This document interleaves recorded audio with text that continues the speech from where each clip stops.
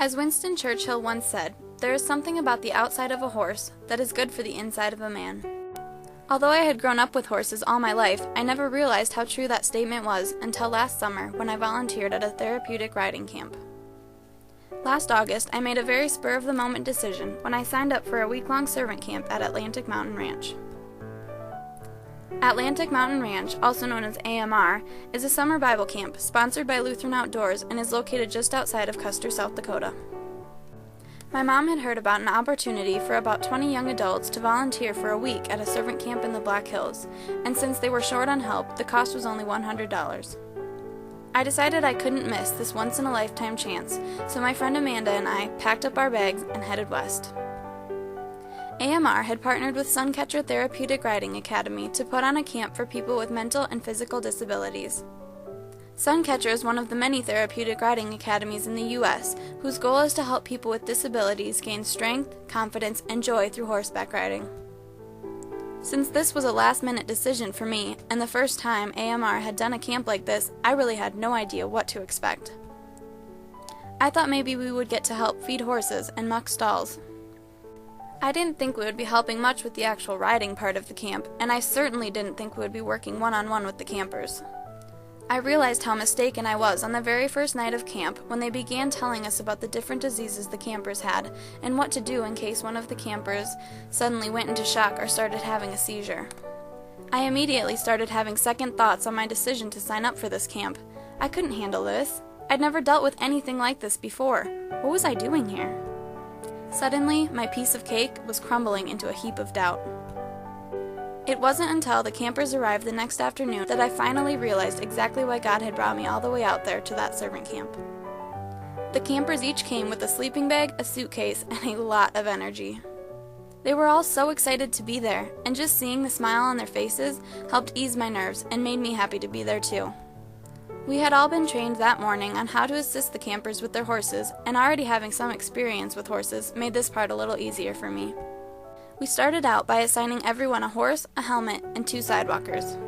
A sidewalker is a person that walks next to the horse and holds on to the rider, just to give them a little more confidence and a sense of balance. The Suncatcher staff had brought a ramp with them to help the riders mount their horses. Many of the campers were very nervous about mounting for the first time. Some did not want to climb up the ramp, and a few even started to cry. It took a lot of persuasion to get a couple of them on, but as soon as they were firmly seated in the saddle, you could see their eyes light up and a smile spread across their anxious faces. I had been partnered with a camper named Jill. Jill was a little uneasy at first, and she wasn't sure she wanted to ride. But after a few laps around the small arena, she began to relax and open up to the idea of being up there on that huge animal. Looking around at all of the riders up on their horses, I finally began to understand the meaning of therapeutic horseback riding. Therapeutic riding, also known as equine-assisted activity, not only helps teach riding skills to people with disabilities, but it also provides physical and spiritual growth.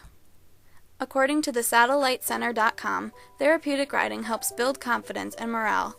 It teaches emotional control, as well as coordination and spatial judgment. And according to Wikipedia.com, it can offer companionship, leadership, and responsibility.